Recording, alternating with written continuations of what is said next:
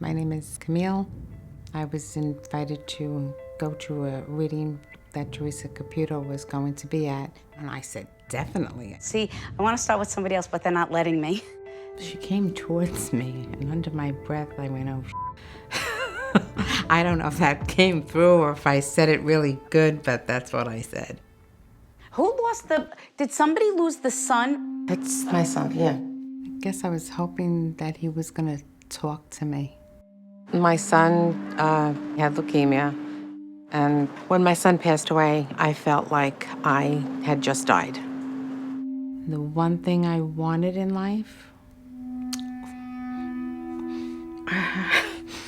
was to be a wife and a mother.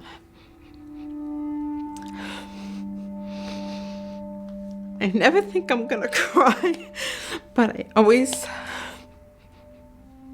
there's always tears.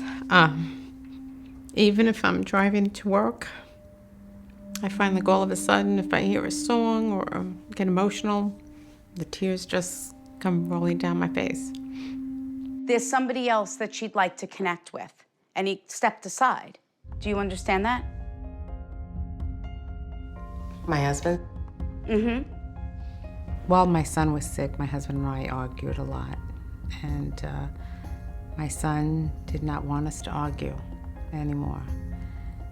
And I think that's why my son wanted my husband to come through, so I could not be angry. People will come expecting to hear one thing or from one particular person, and they hear more from another loved one and a completely different message that they never thought they were going to hear. There was a lot of losses that we had gone through within 8 years. My husband was on dialysis, so he was suffering so much, and he did not want to live like that. As sick as your husband might have been, he said, I always felt that I was going to make it.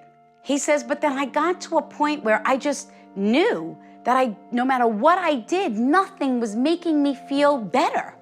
There is a point where he wanted to die. After my son passed away, my husband kind of blamed me. I don't know why.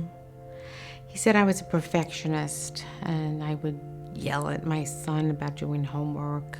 But all mothers yell at their sons about doing homework. I guess he was blaming me because he was frustrated with the whole situation. And he wanted to be with my son. I knew that. But I think that's why you do develop so much anger when you lose someone. Because now I'm dealing with everything, by myself. He says, I fought a good fight. Yeah, but I thought he gave up. Teresa, he goes, there's a huge difference in giving up and your soul knowing that it is your time. He says, please tell my wife I live to the end of my block of time. I think that it's important that you know that your husband says I didn't give up. Yeah, it is important for me. Living with anger is not good. Not good at all. This woman had lost not only her son, but she also lost her husband. And she felt that her husband had given up. And her message was that he didn't. And he says, and I want you to be able to embrace life with happiness and joy. It's like I feel this weight has just been lifted. He's the one I didn't think would come through. I felt like I lost so much love, and that's not true. And I realized it after my reading with Teresa. But all these years, I have felt like I had lost so much love, and I didn't lose the love. It's always been there.